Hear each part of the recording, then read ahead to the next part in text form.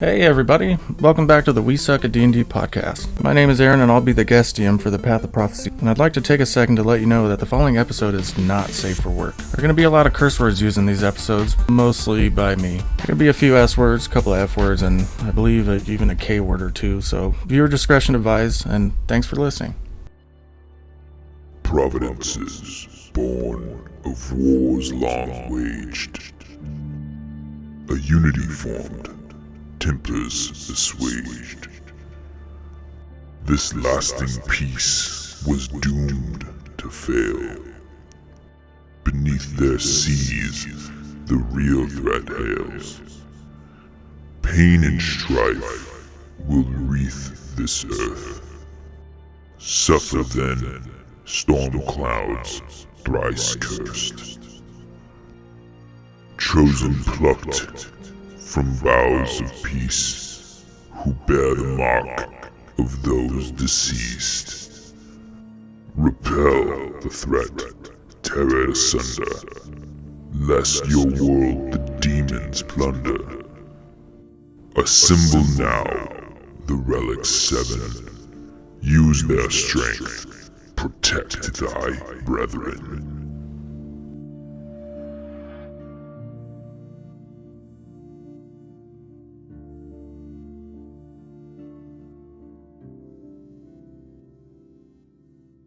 So you're both dreaming the same dream, but from different perspectives. In your dream, it's nighttime. A cool breeze blows in from the ocean. Diggums, you're walking down a road in the Straya province, full of shame and chagrin. You had abandoned your people to live life as a bounty hunter. Once the mighty champion of the tribe of Green Thumbs, you're left feeling empty. Your family, your power, and your forests are gone. You've fallen back on the only other life you know. Bounty hunting. O'Hare, you had just sat down in your favorite chair to read after putting your daughter to bed. You lean back in the recliner your father-in-law had made you as a wedding gift and wonder as to his well-being. Just as you're about to crack open your book, you hear a blood-curdling scream from Luis's room. You jump out of your chair, sending your book skittering across the floor, and run to your daughter's room in a panic. You burst through the door and stop dead in your tracks as a man in all black slides his blade out of your daughter's chest. You stand there stunned as the fiend casts a large fireball through your ceiling and leaps to the resulting hole. Your home, sealed with linseed oil and turpentine, ignites violently. As you rush to your daughter's aid and cradle her in your arms, you hear her whisper something incomprehensible before the light behind her eyes goes out. At this point, your home is fully engulfed in flames and rafters begin to fall all around you. Smoke burning your lungs, you struggle towards the door, carrying Luis's limp form in your arms when a large support beam falls and smashes you both to the floor. Your vision blurs as you crawl through the flaming rubble with one arm, the other arm pulling Luis behind you. You cross the threshold of the door and lay prone on the cool grass of your lawn. You hear a voice. You're a resilient one, aren't you? And as you look up, there's a man standing about 5 feet away from you, and the man takes a step in your direction but stops, glancing to his left. His face scrunches into a scowl before waving his right hand in an oval gesture and stepping through a portal. Alright, Diggums. You're jarred from your melancholy when you hear a concussive boom followed by a bright light. You take off at a full sprint towards the commotion and come to a faltering stop on the crabgrass lawn of a beachside cottage. Before you stands the bounty you've been hunting the last 3 months, Duval, towering over the prone form of a burned man still smoldering from the fire. Duval looks your way, scowls, and steps into thin air and out of sight. You approach the injured man and extend your shovel to help him get to his feet. You both wake up. You're in your shared room of a Copenhagen tavern. The scent of smoke and searing meat wafts through the floorboards as the kitchen staff starts their day. You can hear the jingle of the door's bell as a customer enters while dim columns of light filter through the cracks in the walls. It's been 3 days of hard travel since you first met each other. As you both sit up on your bedrolls, you make eye contact with each other. What do you do? There. Still haven't worked out a voice for hair, so... Well, we're gonna sound pretty damn similar. Well, I'll come into my own as we go, I'm sure. Listen, I love these moments of prolonged eye contact. It's my favorite. Yeah, it's It's a good way to wake up in the morning. I know that's not your real voice. You've probably just got damage from the smoke and the fire back there. It's only been 3 days. Just waking up, same dream as always. How about you? Yeah, same thing. Weird how we have that identical dream every night. It makes me miss those days. Which days? The one day your house was on fire? Well, just the past. You always look at it more fondly than it really was. If you went back, it wouldn't be. But yeah, consequences, they just seem to not really exist in hindsight, Yeah, you know what they say. To remember the good times, you also gotta remember the bad times. Right? Yeah. That's what they say, right? Yeah, I'm not sure how that fits in there, but yeah. Hey, I love your pillow talk. Whoa. What say we go get a little coffee and some breakfast? Do they have coffee here? I'm pretty sure. I mean, they wouldn't call it Copenhagen if they didn't have coffee. Makes sense to me. Yeah. All right. Diggums stands up and makes his way towards the door. And I wake up and I stretch and go, all right, let's do this.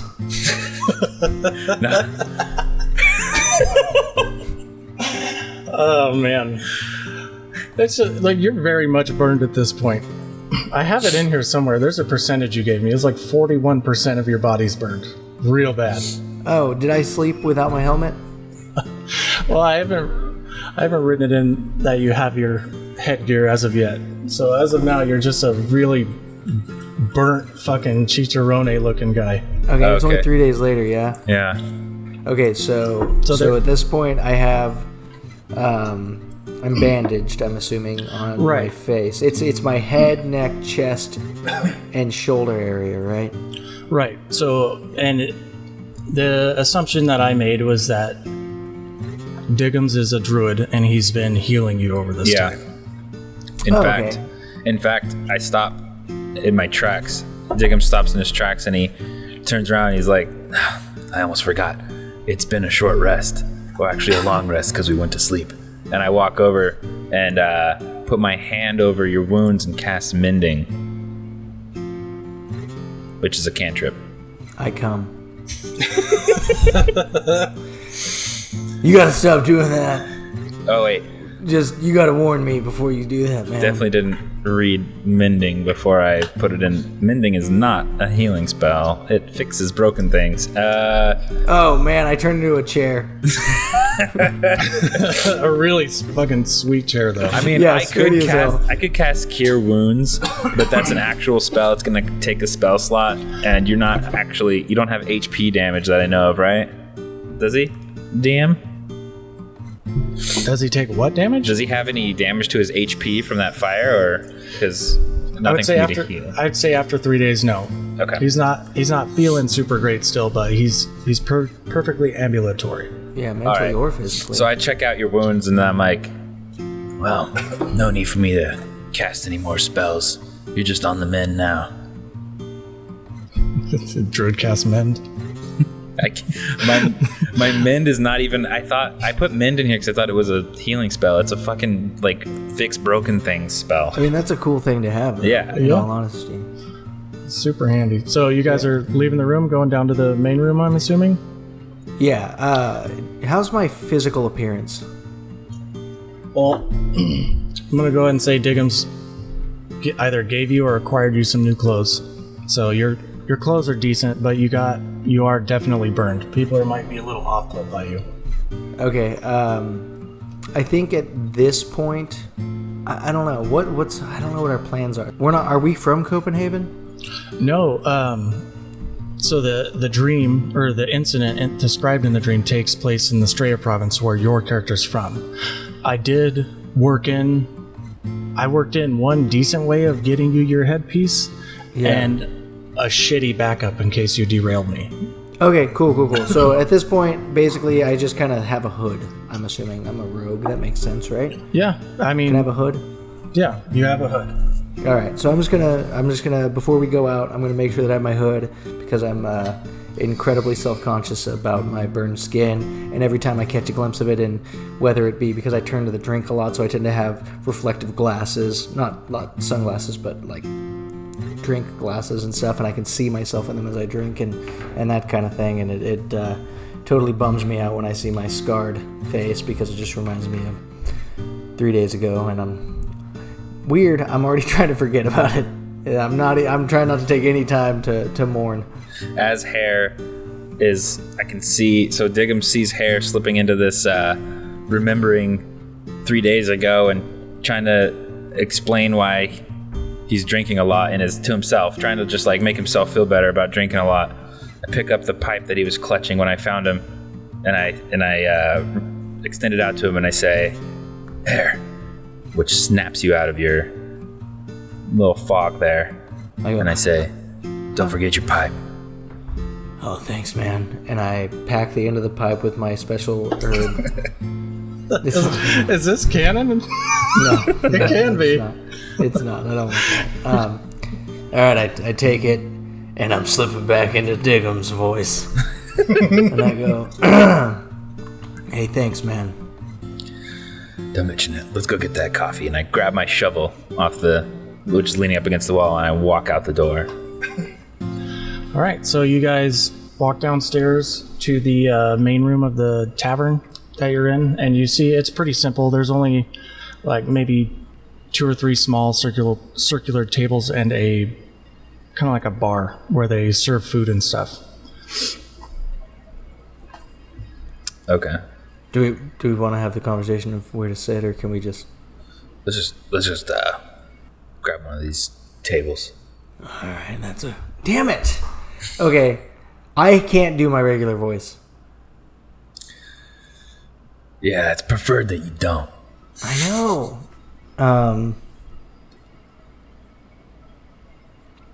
Well, okay, where do you want to sit? There he goes. I knew it was coming. the old go-to. Okay. No, there's no way we can do that. You sound like the King Candy from What's your best? Wreck-It Ralph. What's your best accent that you do mostly flawlessly? Is it Australian? I You want mean, to be Australian? that was like your first go-to, right? All right, let's That's be why. Australian then. That's All why right, I named it Straya. All right, it's fine. I can be from Australia. It's fine. All right. So, anyways, do you want to start over, or do I cough a little bit more and then get back into it? That's better. I thought something was still wrong with your voice. Must have just been some leftover damage, but you're sounding right now. Yep, sorry about that. It's just something about the light coming in from the windows is really waking me up, and I'm back at it. There we go. All right. It's real strange that when you wake up, you have a completely different accent. But, morning voice is morning voice. Well, I did a lot of traveling. I was a road plumber. Road plumbers don't stay in one place for very long. Yeah.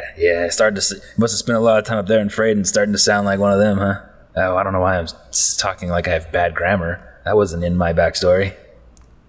Yeah, been Freyden. I put it here. Anyway, Bad grammar. I'm really cheery as an Australian. They just tend to sound that way. All right, anyways. Yeah, all Let's right. grab this I'll table. have a cup of your morning brown then. All right, so you guys are grabbing a table. Yeah. All right, so you both sit down at this table, and I don't know why I didn't even begin to think you might want to stop in this tavern at some point that you're already in. So you grab a table, and a waitress comes over, and she says, "Morning, y'all. Can I get you anything?" I'll just take a cup of coffee. All right, 1 cup of mud. Yeah, make it 2 morning browns then. All right, 2 cups of coffee coming right up, and she goes back to the bar to pour your coffee. All right, here's the deal. I assume we're still tracking...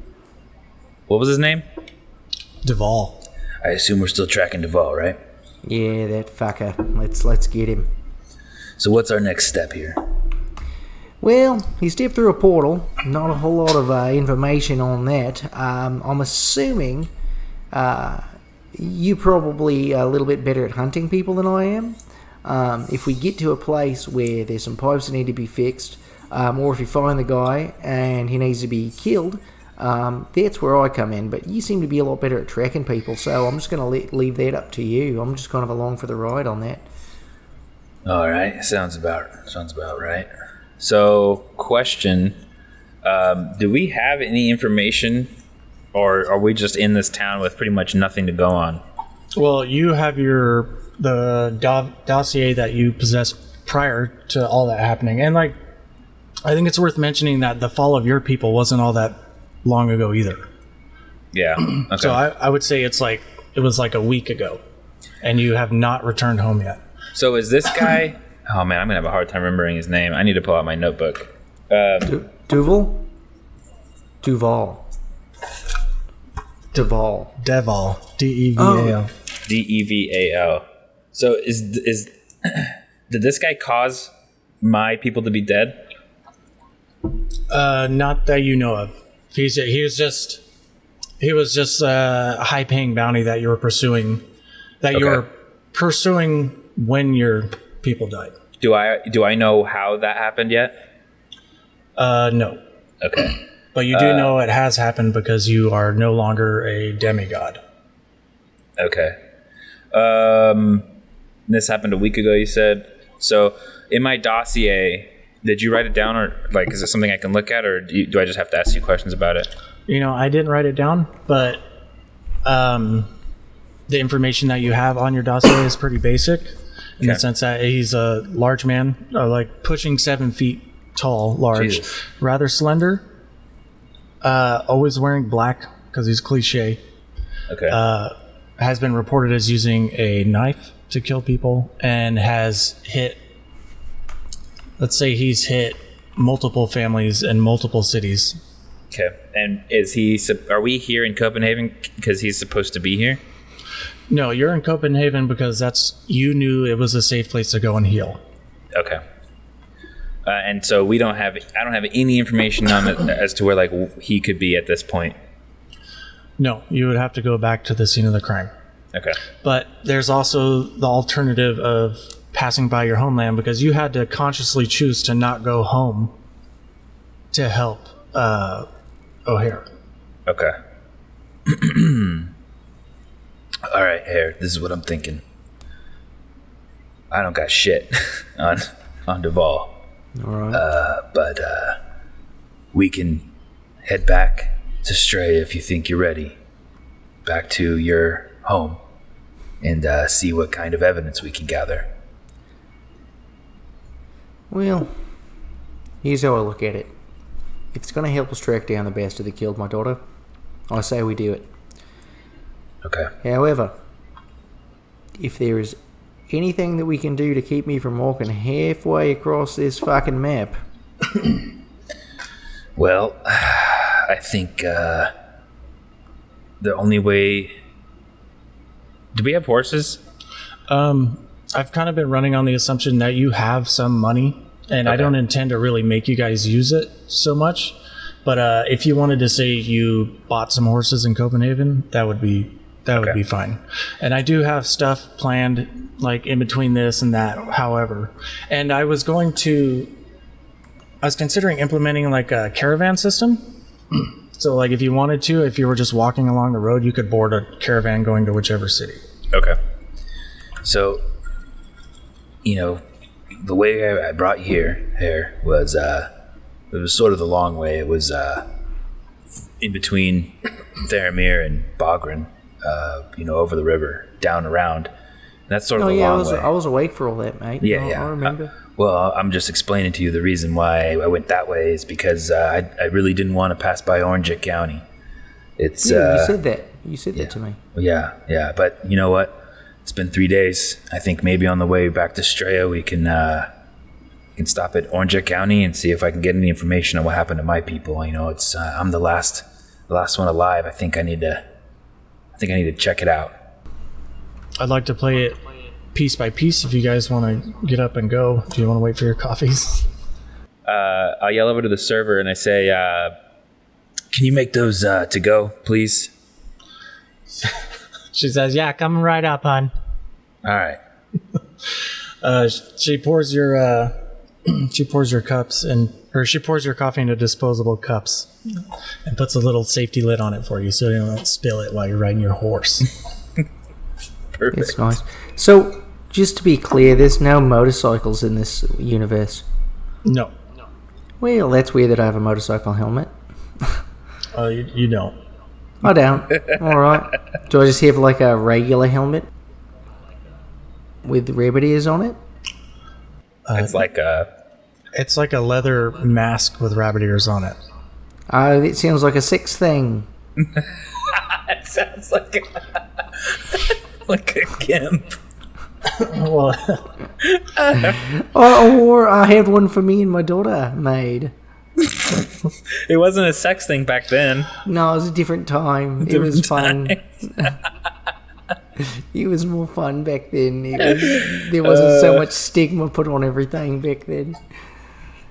they don't call him a plumber because he was ever a plumber. Oh no! I could check your plumbing though. What I'm imagining, and correct me if I'm wrong, but I'm sort of imagining like a sort of not when I say steampunk, I don't mean the crazy kind of steampunk. I mean like there's some technology that's sort of ahead of its time, but still like olden days. So this is, God, I don't want to like give it away, but Okay, it's essentially just going to be something that you formed into a helmet. So fuck! It's the actual head of a rabbit, isn't it? No. All right, because it'd be even worse. Yeah, that'd be dark for you to do for you and your daughter. So No, there was something worse. you wanted to do in Orange County, isn't there? Yeah. Sorry, I don't know what accent that was. Yeah. See. All right, and yes. then I'm like, where'd you get a cigar? All right, let's ride out that way. And I mount my horse. And then I get on the back of his horse. And then I tie his horse. Okay, to hold on. I need you guys to just step out of the tavern for me. All right, I'm gonna step out of the tavern. Let's play it piece by piece for just a minute, then we'll get to the fast travel stuff. Okay. All right, I'm gonna walk out of the tavern and I'm gonna feel, the first couple of sips of my morning brown hitting me a little bit, and I'm gonna let the outside air hit my face, chest, neck, breast area a little bit, and just go, ooh, it stings my burns a little bit, but that's all right because this morning brown's got my outlook on life just feeling a little bit more, a little brighter. I walk out and I feel the sun hit my orangey flesh, my citrus skin. Oh man, you would have been great with breakfast. and I breathe in real deep and say, no, I'm like vitamin C, you know what I'm saying? No, it's actually D from the sun. Oh yeah, I died vitamin D. Yeah, yeah, that's right. I'm vitamin C. I'm vitamin C. Yeah, you're vitamin C, and I also don't think that vitamins have been discovered yet. I don't know. It's a different timeline. It's a different universe. Fucking maybe. Brag, stupid druid. He's just bragging on his vitamin C over there. Yeah, I mean, maybe that's where healing properties come from. Yeah, vitamin probably. C, vitamin me. All right. Oh, fuck, dude. Fucking... Dude, you gotta say vitamin me from now on. That's all right. That's canon. That's gold. Will do. All right, so as you guys exit the tavern... Copenhagen's like it's pretty rural. It's pretty bustly. There's a couple of shops, like stands set up along the street, and people are going back and forth, and you see wouldn't people... Wouldn't that be urban? What is it? You said rural. Wouldn't that be urban if it's bustling with business? No. Well, no. Right. I mean to frame it as it's like a little country town. This is a nice like country town. All right. Primarily farmers and other field workers and stuff all like right. that. Sorry, the image that I get when I hear rural is like lots of land between houses. Should we mention? Should we like describe our characters for people? Because I just realized I just laid out there that I had orange citrus skin, and nobody has any idea what I look like. Yeah, we can. No, let's wait till we get to Orange County. Okay. Okay. So you guys are on your way to the stables, I take it? Yeah. Okay, so on your way to the stables, a young human who's dressed in like really immaculate armor shoulder checks O'Hare. And he turns around and is pissed off at you and says, "Watch where you're going, dickbag." How do you want Pissed off at Hare? Yeah. I go, ow, my band shoulder. And I say, hey, motherfucker, why don't you watch where you're fucking going? Can't you see this man's injured? All right, so he Oh, He jeez, kinda- oh, jeepers. he kind of squares up to both of you and says, "Yeah, like I give a shit," and he just slaps the shit out of O'Hare. Hey, but he's looking at you, Citrus. Ow, right. my bent cheeks. I want to throw a front kick right at his knee. Oh, oblique kick. Not O'Hare's knee. We're not No. both in the shadow. Oh, my bent knee. No. I'm like, oh yeah, and I fucking kick your knee in. No one hurts people like I can. Watch. You think that hurts him? Watch this. That doesn't even scratch him. He's so damn tough. Look at this. So do I need to roll to hit him? I've reacted to every physical contact, and you're like, you think that hurts? I'm like, no, it really hit.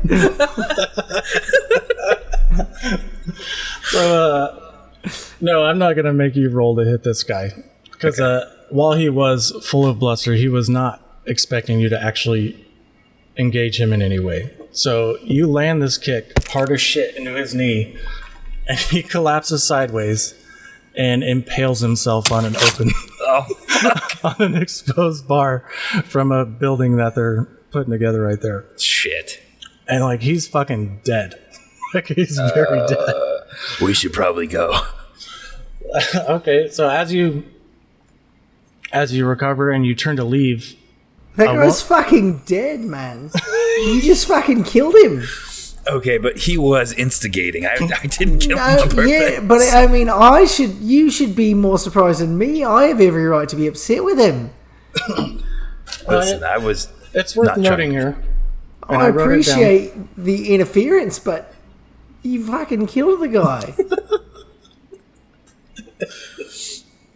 You did kill him. He's quite dead. And Yes. as he died, that amazing armor he was wearing kind of fades from existence, as almost as though it was an illusion. Damn it, I was going to try to search him for some armor pieces, but never mind. Right. He's wearing tidy whities. Like, that's all he's got on. And like the front say Chode Zone. Like, that's. I take his Chode Zone tidy whities. I love Chode Zone underwear. You know, that's the best brand in Copenhagen. Yeah. Every podcast I listen to, they're a sponsor. Yeah, I had a Chode Zone backpack for a while. I had a Come on, Chode Mrs. Zone cell phone. I didn't even Cell know phones they don't had a exist. mobile service. That's insane. They really are branching out. Oh But my yeah, God. the missus took my Chode Zone backpack in the divorce. Wait, is she dead? I don't know if she died. She's dead. Fuck it, she's dead to me. She took my Chode Zone backpack. Yeah, and then she fucking went off and died. She got impaled kind of the same way. That's why I'm taken back by this, and it went right through the Chode Zone backpack. But this is a keepsake that'll remind me of her. All right. Now we just can see his dick and balls. Yeah, I mean, the guy was kind of like a walking dick and balls, so that it's just gonna illustrate the point, you know. I'd like to look around, or I'd like to investigate this person. I'm gonna roll investigation. What else is there to investigate? He's fucking ass naked. He was wearing fucking ethereal armor. Yeah, but are you gonna look into his fucking butthole? You want to investigate him? You want to do like a? I want to see if he's got any like. I just rolled a 14, as you can probably see in the thing. I want to see if he has any like unique marks on his skin, like maybe tattoos or scars that may be like cut in a specific pattern. I'm looking for something that's different about this guy. Like, why the fuck was he wearing armor that was not real? All right, so you do find one mark. It's along his cheek. It's a big birthmark. It looks a lot like a gravestone. Oh. Like a classically depicted one, not like a little square one on the ground. Yeah, like a circular one, or like a cross. No, it's like an old school tombstone. Okay. All right. What a weird birthmark. Yeah, I think we should leave. Probably. All right. So as you guys are standing over this dead, naked man, who you just thoroughly checked over, an older woman approaches on a horse. So she gets off her horse and approaches you slowly, thinking you might still be a threat, but also kind of stunned at what had just happened. She falls like this guy tripped. She falls to her knees next to the pasty corpse, and she says, "You've doomed us all. The capital must be warned at once, and the people of the provinces must be made aware." She stands up and dusts off her robe and says, "I'd kill you both, but honestly, I hated that idiot, and our time on this plane is limited. Go and warn the people. Take his mark as proof of our fate. I'll inform the capital." Take his mark, like the birthmark? Yeah. You cut it off his face? I say we just take the whole fucking head. You killed the Chosen. What do you mean killed the Chosen? The Jiraiya prophecy, the end-all prophecy. There was one man destined to save all of us, and you just killed him. You know, for a prophecy, he was pretty fucking brittle. I barely kicked his fucking knee. Like, it was supposed to be just a debilitating kick, and he went fucking 3 feet backwards onto a. I think what did we hit? What did he hit? Like a piece of rebar or something? Yeah, rebar. Ah, fucking hell! Where's Osha when you need him? You guys should have fucking chose a better person. He was always a pasty boy, and we don't choose him. He came from a selected line, a line predestined to be the Chosen. Of course, you know, maybe. Wait a minute. What if? All right, so we can kill 2 birds with 1 stone right now. If we remove this man's face and put it on my face, it'd be like a skin graft. Before you even say anything else, Citrus Diggums whips out a shovel and brings it down in a chopping motion on his neck. All right, you chop his head right the fuck off. Real good with that shovel. Yeah, I think we probably could have just pulled on it a little bit. He seemed like he wasn't really put together too well. And she Picking him up by his hair, I'm like, here you go, buddy. Don't pull on his hair too much, it'll probably fall out. And she kind of winces when you do that. But it's clear she's seen some shit. So she walks over to you, and she casts a spell of preservation on the head to keep it from rotting. And she tells you, every province must be made aware the Chosen is fallen. We must prepare. Okay. So is cutting his face off the table then? You guys should consider yourself lucky, because this fucking guy, like, brittle. I mean, he didn't even have real armor. I mean, he was an absolute dickhead too. That's kind of a. I mean, I wouldn't have chosen him, is what I'm saying. Yeah, all right, lady. Well, we don't get to choose him. It's just he always kind of grew up with the idea that he was the chosen one, and people have more or less let him get away with everything his entire life. Yeah, I guess it'll all right. Well, probably give you some form of a. What's that called when you got a complex? Thanks. Entitlement. He's a prick. Yeah, he's a bit of an entitled asshole. All right, well, who are we warning? What's happening? It sounds like you kind of know what we're supposed to do. So, like, what do you want me to do with this? I need you to take the mark or the head in this instance, and I need you to go to every province and warn the leaders of each province that the end is coming. Okay, does that include this one? Hell. No, we don't have a leader. Oh, all right. Well, I guess we'll start with. I mean, just start with Orange County. That's where we're Orange heading, County's right? kind of destroyed. We'll get to it after we stop at Orange County. Yeah, I mean, there's a spell of preservation. Do whatever you want. Times of the. Here we go. Do whatever you want. Your time on this plane is limited. Okay. Wait, it seems like there's haste involved, and then whatever. We're just going to continue. We'll be hasty. Yeah. And I hop on my horse. As this man is pasty, we will be hasty. I guess we're not to the stables yet. I continue on to the stables. All right, you guys are at the stables. You've saddled up your horses, and you're on your way. I've tucked the head into a pouch on my horse and wrapped it in cloth so it didn't get it dirty. I start singing Rusted Roots, Send Me On My Way. Oh boy. I would like to reach out my hand for myself. Don't know what it says. Morio. Are we there now? Yeah, that was great hold music. You did great. No, I'm gonna say you're like right. I'm gonna say you make it to right about. How the fuck do I mark on this thing? Click on the paint brush, and then yeah. So there we are. I'm gonna say you make it to like right here on the path. Can you see that? Goddamn. It wasn't very far at all, but then again, we didn't sing very much either. No, Yeah. You're not. I would like to hold my little hand. We could roll. Does it send us any further? No, you're not done traveling necessarily. You're only like you're only like 20, 30 minutes outside of Copenhagen. Yeah, it seems like some pitfalls might have been written into this. So, Yeah. all right. Just character introductions, I guess. I gotta find my shit. Let me see. See what the fuck I'm. Alright, so as you're traveling down the road, you see a man walking towards you. He's kinda got a big pack on his back. As you get closer, he kinda hails you. He waves to you and as though he wants you to stop and chat for a minute. Hey, what was the brand of the underwear that I had? Chode Zone. Chode Zone. Chode Zone. Is it a Chode Zone pick? Yeah, he's got like the newest one, like the nicest one. Shit. That like hipsters throw on to climb up to the Hollywood sign. It's pretty wild. All right. Well, so he hails you over and he says, well met, travelers. Name's Crispin.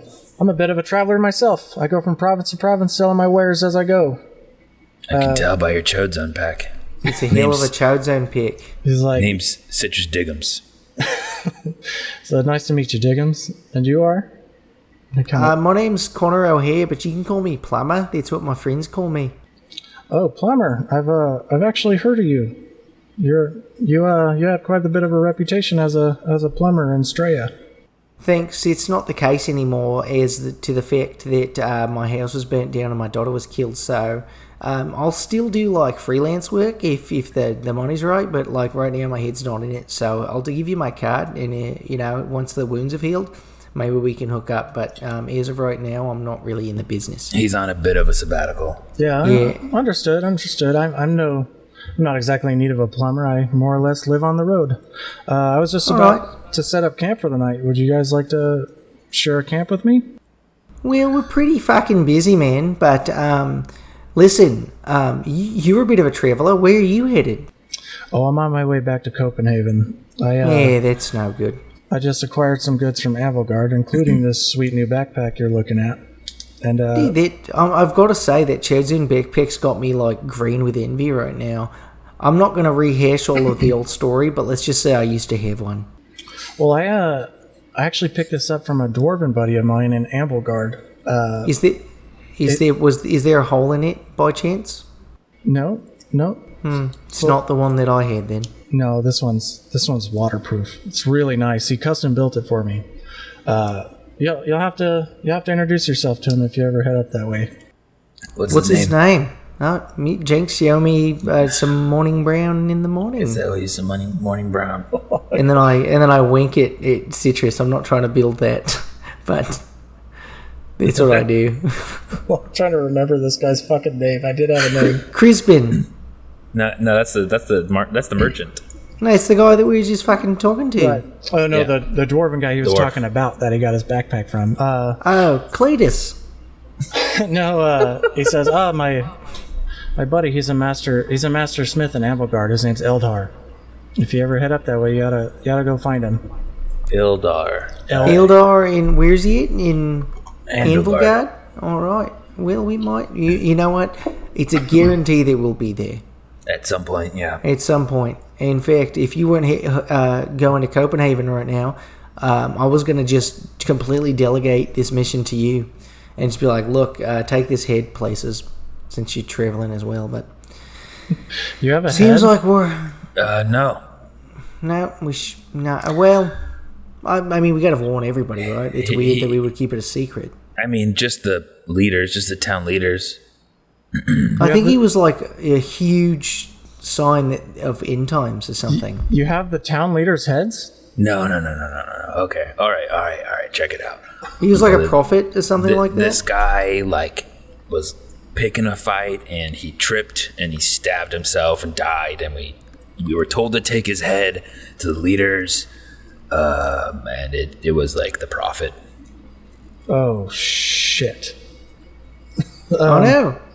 It's exactly what I was saying when it happened. Oh, man. Okay, yeah, you should do that. Are you sure, you sure you don't want to make camp with me for the night? I just think it sounds like you're really pushing for it, but I think you just woke up. No, that's all right. You're right. You got stuff. You seem like a fucking great guy. It's just nothing against you, mate. It's just we've got a lot on a plate at the moment, and it's two ships passing in the night kind of scenario. If different circumstances, I'd be happy to share a nice hot meal. And actually, wait a minute, for the night we just fucking woke up. Yeah, we just that's woke a good up. point. Shit. Hey, what was your name again? Crisbin. All right, I tell you what, Crisbin, where are you going after Copenhagen? Oh, I imagine I'll be heading back up to Theramir, through to Straya, and all the way back up to Freyden. Okay, we're heading over to Orange County to do some investigating, then up to Straya to do some more investigating. What if we let's see. About that timing, you should be heading from Theramir to Straya, so maybe we'll cross paths and pitch a tent. I mean, fucking... Maybe we can get some erections together. Oh, yeah. No, see, this happens to me all the time. I'm too forward with people. It was really nice meeting you guys. Good luck on your travels. He turns around and walks away, and it's clear he's clenching his butt cheeks in self-defense. All right, well, you fucking really put your foot in your mouth on that one there. that was not my best phrasing. Hey, listen, it's all right. Maybe I'm kind of letting you take the reins on some of these conversations, and maybe I should lead on the next one. Yeah, it's your turn. You got the next one for sure. All right, for sure. All right, we continue to Orange County. All right, I'm gonna just put you there right around. It'll be right around nighttime now-ish. Okay. Like, I would like to hold my little hand. We could have rode it. We could cry. Send me on my way. All right. I love it. Just saying. I like how it faded in and out a little bit. I like your... It's good. It's good transition scenes. Editing is it's a bit of a bitch, so I like to lead in and out. All right, so oh wow, this. What do I smell right now? I smell a delicious. Is this citrusy scent that's in the air, but a little bit of ash and rubble as well. Maybe some brimstone.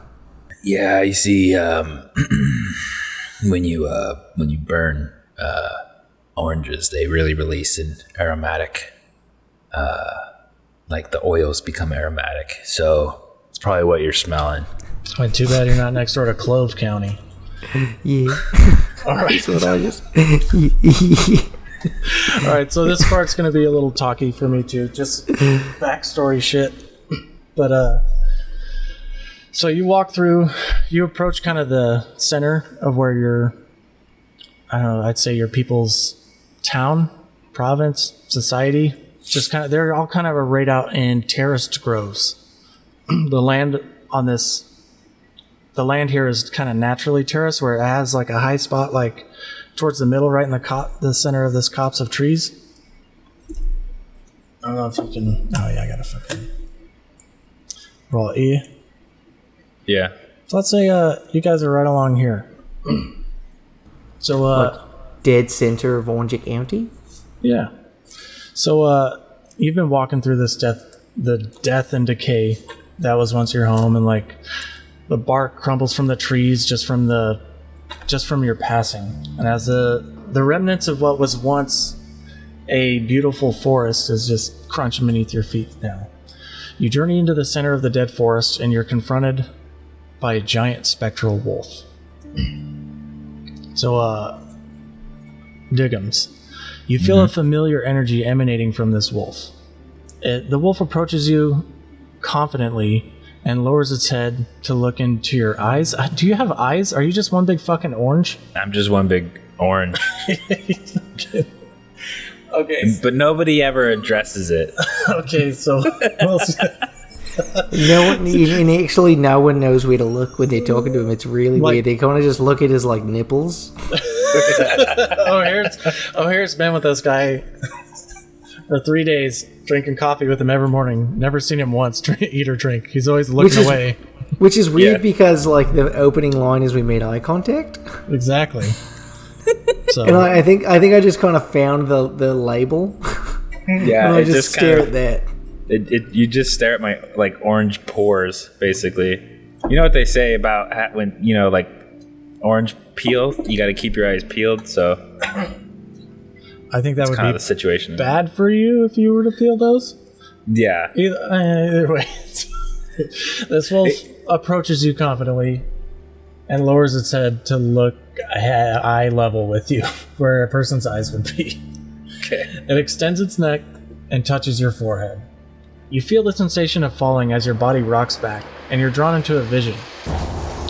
So your vision blurs as you're standing in a verdant meadow, surrounded by the ghostly forms of your people. They go about their business as though you're not there, tending their trees, hanging their laundry. You hear the wolf's voice echo through your thoughts. And he says, What vexes you, child? How did this happen? How did everybody die?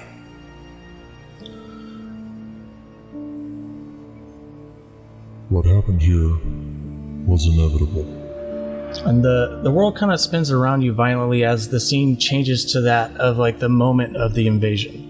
So you see your people standing proud before the capital's army as it bears down on them, a figure in all black leading from the front, with dark energy emanating around him. And it's kind of unclear whether or not that's part of the vision or that's actually what you would have seen. But just as the lines are about to clash, the world spins around. You witness your people form a circle. They've already engaged the enemy, and they're fighting back to back against this overwhelming force. They all raise their hands to the treetops and cry out, and a ward of vines is raised as their voices rise to the sky. The attackers strike out at the ward, only to find themselves tangled in its vines. The dome-shaped ward pulses as the vines grow tighter, shrinking in size each time, until finally the ward implodes. And as it implodes, you can see your people are gone. So this black wave of energy begins to slowly expand from the epicenter of the ward. There's no sound at first until the enemy begins to panic. So gathered upon the ward, they were unable to escape as the wave passes over them. They scream as their bodies decompose in front of their eyes. The man in black stands still as he's covered in the dark energy. Seconds pass, and he crumbles into an obsidian dust. You walk forward to where the center of the ward was, where your people made their final stand, and bend down to run your fingers through the loamy earth. Your hand brushes the dust away from a seed, about the size of a pear, and you hear the wolf say, Nothing never ends, child. Life and death are an endless continuum. Embrace the cycle. This you must do. Take this seed, this vessel of life, and keep it safe, so your people may tend their groves again. And the haze of the dream state lifts, and you find yourself crouched down where the ward had been, holding a seed that's slightly warmer than the air around it. You roll the seed to your other hand and realize where the seed was. There's now a mark in the palm of your hand. You recognize it as the sigil of your people. So I'd say almost like an oak tree, let's say that. Like a lending tree. Okay. Possibly an orange tree? Yes.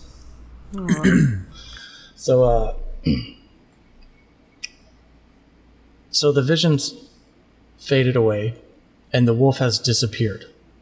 And it's not super clear, at least from my perspective. I didn't think about it too much, whether or not O'Hare saw the wolf at all. All he's seeing is you having a bit of like a moment, as though you were falling, and then you, as though in a trance, stumbled forward and started digging through the dirt. Okay. So he didn't see this. He didn't see any of that except for me pull the seed out of the ground. Right. Okay. I mean, we could play it either way. It's fine. You know what? Let's meet in the middle. I saw like a white glowing misting figure, and then it was just for a brief moment, and then I saw Diggums kind of start digging in the soil. I look at Hare with the seed in my hand, and I put it into my. What do I have? Like a bag? I'd say you're wearing. You got the saddlebags on your horse, and let's say you have a backpack. I think that's okay. I put it in my backpack, but it's not a Chode Zone backpack. I'm not that rich. I have a bland sport. Damn. A bland sport backpack. He's broke as fuck. He's either broke or he's super frugal. I mean, we're just kind of people of the earth. We're not rich by any means. Rich in nature, rich in earth community. Yeah. All right. So you come to, and you're standing in this dead forest in the middle of the night. And you can tell there's not really anything left for you here. The land itself is dead. All right. Do I know who the attackers were? Could I tell in that vision? Yeah, you could tell it was the army of the capital. So that would be Theramir. Theramir. All right. Well, Hare, there's nothing left for me here. I've got the sigil of my people. I'll know what to do with it at some point, I assume. What was that all about then, City? What happened? I saw a vision. The army of Theramir, they destroyed my people. They destroyed my land. That's pretty much it. They killed everybody. Those fucking guys. All right, well, you know, I think that's. I mean, we've got to go to Australia. We've got a mission here, but I'd completely recommend that there'd be a stop on the way. And worst case scenario, you know, I don't have a lot to live for anymore, Diggs. So it's only been 3 days, but you're kind of like family to me at this point. And I've already got 2 nicknames for you. I've said them both in this whole spiel, which is City and Diggs. So I mean, that's enough to die for you, mate. We could maybe stuff a bunch of like explosives or something in this fucking guy's head, and be like, "Hey, end is nigh," and then maybe not a bad idea. It's not a bad idea. And then if you want to blow them all up, I'm down, mate. Well, I think maybe save that for our last case scenario. What if we just head to Straya and get a hotel for the night and do some investigating in the morning when we got light? It's fine. I'm not sure about the passage of time at this point anyway, so sure. Yeah, sorry. Me neither. So it's pretty well into nighttime at this point. All right. Well, do you want to just make camp here then? Yeah, I guess we could do that. Yeah, I mean, we've good enough pals at this point. I think we could pitch a tent together. Sure. Let's do that. All right. I pitch a tent, and then I set up camp. I'm gonna roll to pitch tent. Thank you. I was gonna say we haven't had any fucking rolls yet. Just roll it. Roll to pitch a tent. What do you want me to roll? Just roll anything. I'm gonna roll. I roll animal handling to pitch the sickest tent. I mean, I don't think a nice. He's pitching it at squirrels. You want to roll the 9? Or Harry, you want to roll acrobatics? Sure. Wait, what is that? Acrobatics. All right, okay. It's an 11. It's a respectable tent. Nothing too fancy. Right. So, I'm picturing just regular 2-pole pup tents. Yeah, it's fine. So I'm gonna say with a 9, Citrus, your tent's up, but it's very saggy. Like, it's clear that you didn't wanna. So, Yeah. O'Hare, your tent looks good. Like, it's not your first time out in the wilderness, kind of making the druid look a little shameful. Yeah, me and my daughter used to pitch tents together. We'd put on these fun leather masks and pitch tents together. Oh, how 2 points on the roll will change the shape of your tent. Well, 10 is the average. Yeah, And that's below true. that is below Slightly average. below average. And above that is above average. I mean, it's fair to say. Yeah, I mean, it's fair. I mean, Just, are you just mad go about in your your, tent? just No, lay I'm not down mad. in your saggy tent and go to sleep. Okay. So, you guys go to sleep. I don't necessarily have anything for this in the in-between. So, you wake up. It's another day. Yeah, we do that thing where we have the same dream. Yep. So, let's say that. You both All right. experience the same dream again. And coincidentally, you both wake up at the same time and make eye contact again. Kind of awkwardly. Yeah, through tents, the we tents. did a terrible fucking job on these tents, mate. I can see Yeah. you right through it. Fair point. I don't. The openings are facing each other. That makes sense. We just sit up like this. Beep. Yeah. We set up and I say, same dream again. No, actually, this time I had a dream about this weird group of people, this kind of ragtag group of this fire guy and this little tiny ripped girl and this little like goblin man. And they were all doing weird stuff and he had this crazy accent.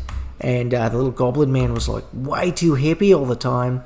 And then there was like these spiders and these ghosts. It was fucking off the rails. But no, I'm just fucking with you. I had the same exact dream as always. Oh man. yeah, I was really into. I was excited that you had a different dream. I was, No, I was about 100% to not. make you roll deception.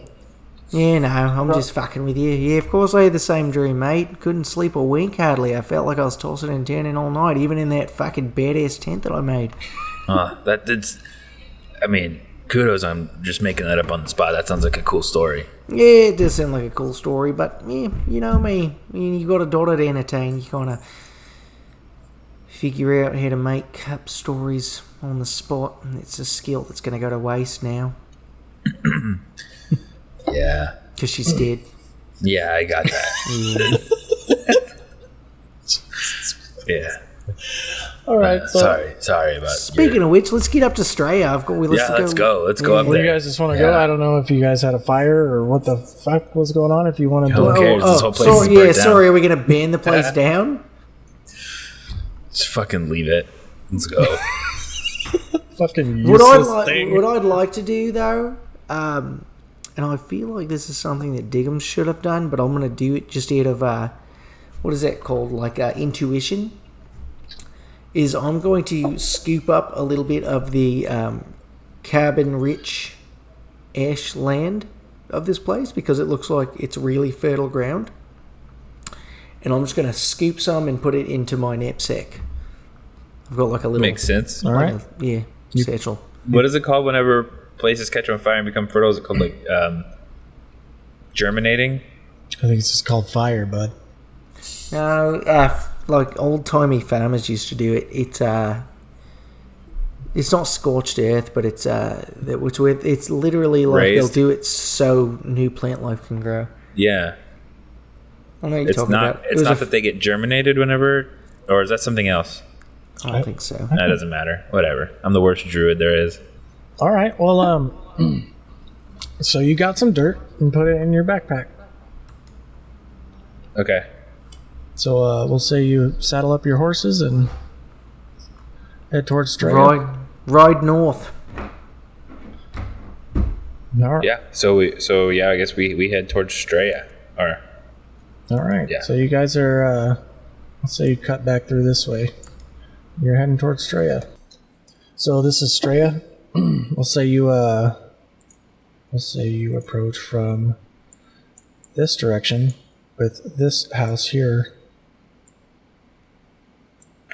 being O'Hare's house. Yeah, it's my Okay. house, all right. It's if I You don't recognize the house? It's mine. Could pick it out of a lineup. You really had a beachfront property.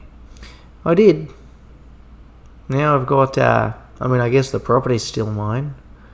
I guess I could rebuild. That's true. Yeah, you didn't just like.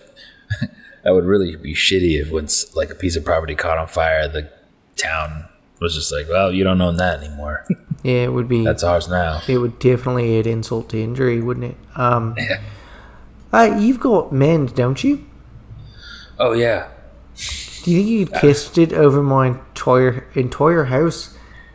I don't know if I could. I don't know if I've ever mended something that large. Thanks. It's a pretty big house. Oh, let me read the spell's verbiage to answer that question. You know, put together a burnt house. This spell repairs a single break or tear in an object you touch, such as a broken chain and a link, 2 halves of a broken key, a torn cloak, or a leaking wineskin. As long as the break or tear is no longer than 1 foot in any dimension, you mend it. Okay. A question for you here: is your house 1 foot or larger? No, I don't think so. I think it's I think it's a little bit bigger than that. He's trying to con you into being able to do it. But maybe It seems like it's getting bigger as we get closer, though. Yeah, I'm just thinking like, from where we were standing, it's pretty small. But yeah, I think you're right. I think as we get closer, it's we're both gonna fit inside, so probably not. But maybe you could cast it like, I don't know, 26,000 times. Yeah, if we're here for long enough, for sure, I could do like one little thing at a time. All right, maybe there could be like after assuming we defeat the bad guys and save the world, maybe we can come back here and knock that out over the course of like, I don't know, 6 years or something. It'd probably be easier just to fix the fucking house. Yeah, like, it'd be faster just to build a new one for sure. sure. Yeah, just traditionally, like maybe get some export or import in here and get some new lumber and whatever else that we need. Right. Definitely. So, you guys Are we at the house then? So you guys approach the wreckage of O'Hare's home, and you find a crew of people cleaning up the mess. One of them walks over to you, O'Hare, and says, "Hey man, I'm glad to see you're all right. We had heard what happened and we were worried about you. We weren't sure when you'd come home, so we laid Luis to rest at the Hidden Falls Cemetery." He points back towards the burnt remains of your house and says, "Not much survived, but we did find this book in the fireplace of all places. Oh, and this." So he hands you the book, and he also hands you a large stuffed rabbit it's just burnt all over. It's like tore the fuck up.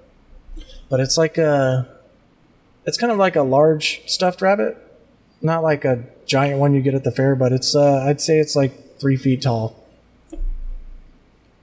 Or was before it was all burnt to shit. And then he says, we buried Lou next to Ophelia. We figured that's what you would have wanted. I'm so sorry for your loss." And he goes back to cleaning up. I start to weep into the rabbit for a little bit. And then go ahead. I have an inner thought that goes something like this: probably shouldn't have drug him away before we buried his daughter. You don't hear that. That's just what I think. Yeah, it was good that you did. And I mean, I have the inner thought that kind of snaps me out of sobbing, and I'm like, was it my neighbor Mac? I don't know. Oh, that was an inner thought. Never mind. And then like I kind of like look up to the gods a little bit. I'm like, was it my neighbor Mac? And then I say, I don't know.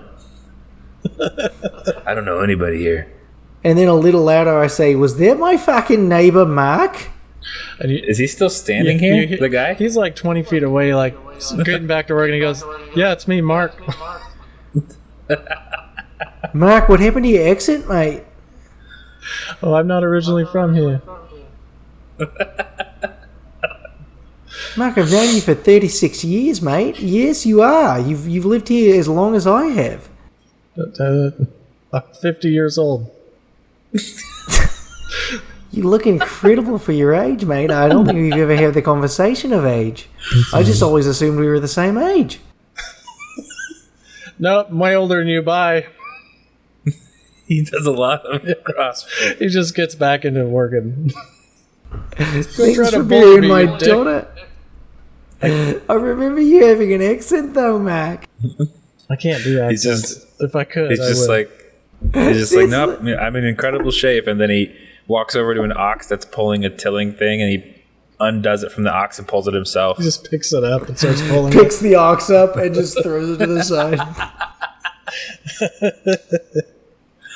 Or just wears it like a piggyback ride and starts pulling it. And pulls pulls all of it. That guy should probably be the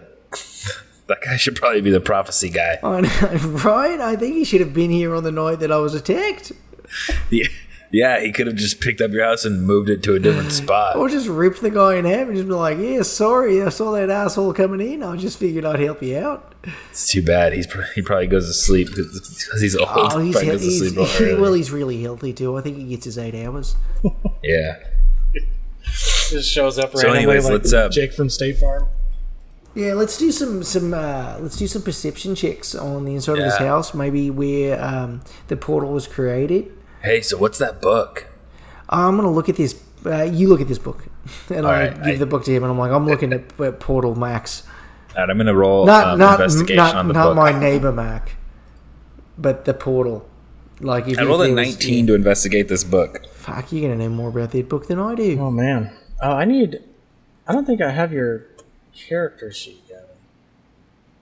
I'm in Roll20 with you guys. Oh, is it in Roll20 or is it in... No, sorry. Do you need me on? I'm not seeing it. I don't know if it's because I have a bunch of shit already added to this. Let's see. Like a bunch of characters. It said something about me being part of the campaign when I clicked on him. Let me see. Yeah, I saw your roll. Yeah, so I mean that's good enough, right? I can't see. What else did you need? I can't see your character sheet.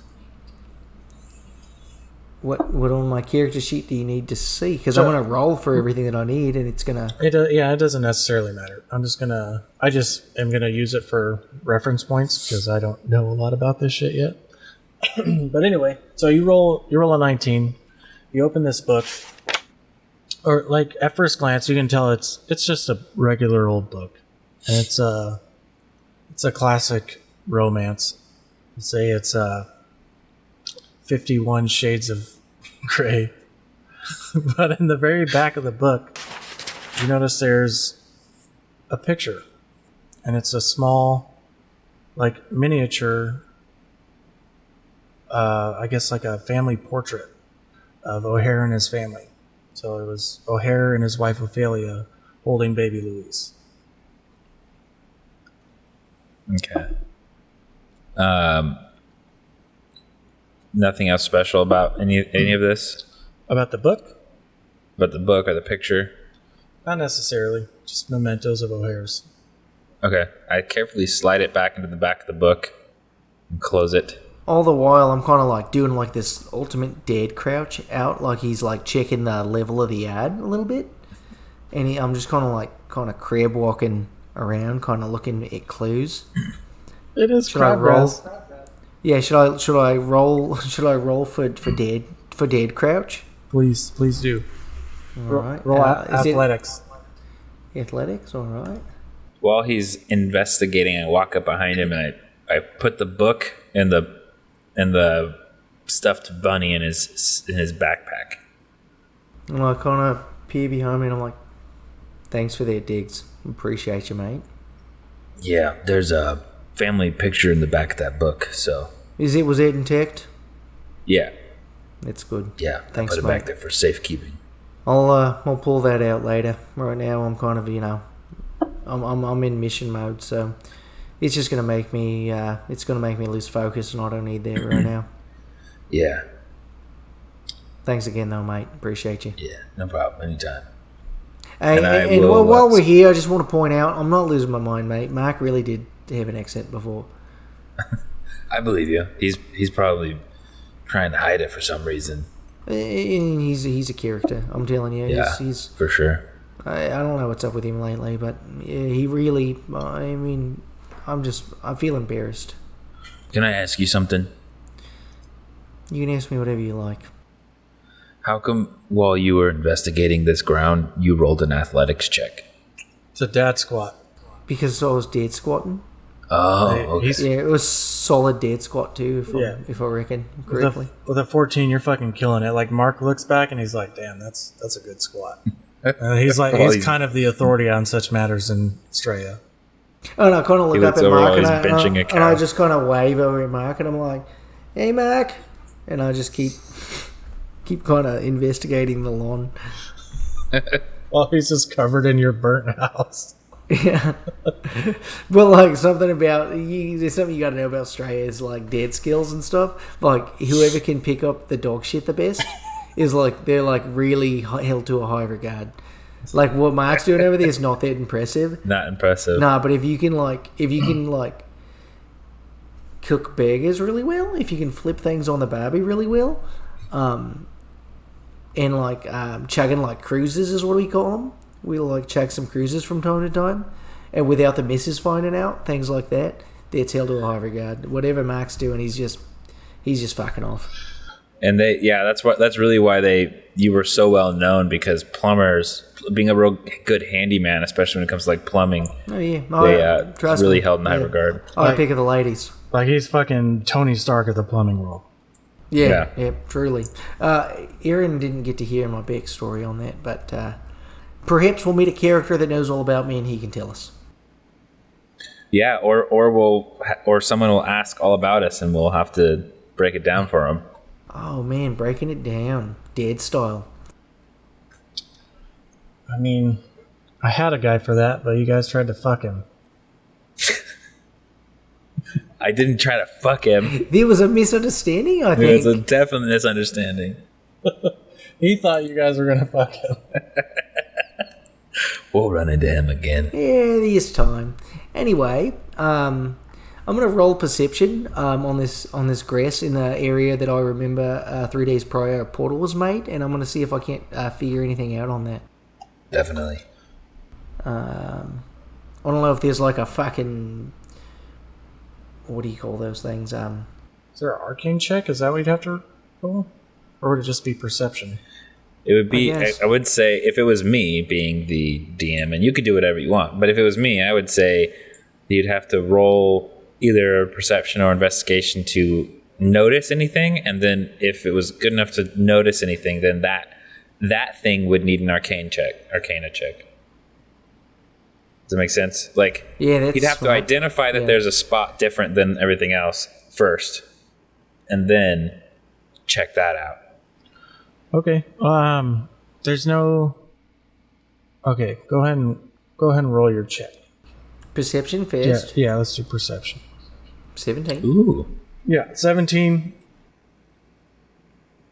You inspect the area in which the portal was created. Although I don't know if I described it clear enough, but it wasn't a portal on the ground. It was a portal in the air next to him. Oh. So on the grass, you can maybe see like a small, like a charred spot that is a little discolored. It's not exactly like it was a normal fire. All right, like somebody lit a smoke bomb right there or something. Yeah. It looks like I got something over here, Diggs. I'm going to take a look with my incredible arcana checks. All right. I walk over. And it's a 14. I have a -1, actually. Oh. Yeah. All right. I'll also take a look, too, just to help. Yeah, let's both take a look. No, Mm-hmm. no, not your I rolled a 4. All right. I'm not even looking in the right spot. Yeah, you're like, there it is. I'm like, nah, it's over here. All right. So with your 14, you see O'Hare just kind of looking the wrong direction, and like you get the impression that he's cross-eyed, even though you can't see his eyes. But after inspecting this a bit more and digging into it, you can tell that this was a teleport spell that he cast. So it wasn't so much as a portal as it was a fancy way of teleporting, which, according to this game, means that he transported somewhere in the area within, I believe it was 100 yards. or 100 feet. Oh, shit. Oh, wait, I don't know that. I know that. So, listen here, Diggs. Yeah. From what I've gathered, my account is not fucking tip-top by any means. Uh-huh. But it looks like this motherfucker...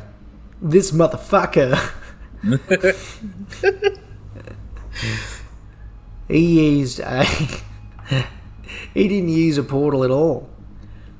No? From what I gather, this man's used a teleportation spell, which is similar. And when you use Yeah, I know what you're trying to say. So what's you're gonna get the same results ultimately, except for the difference is portals, right?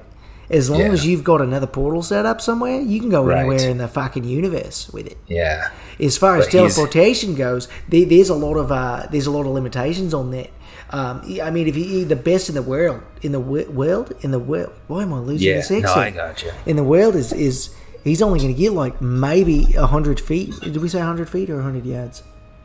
I think it's 100 feet. I don't know if anything's measured in yards. So it's safe to say that at least 3-4 now days ago, he was here after he teleported. After he teleported, he was fucking probably went over to Mark's house or something. I don't know. But I'm real suspicious of Mark. Yeah, it sounds like we're going to have to ask around. We're going to have to ask around.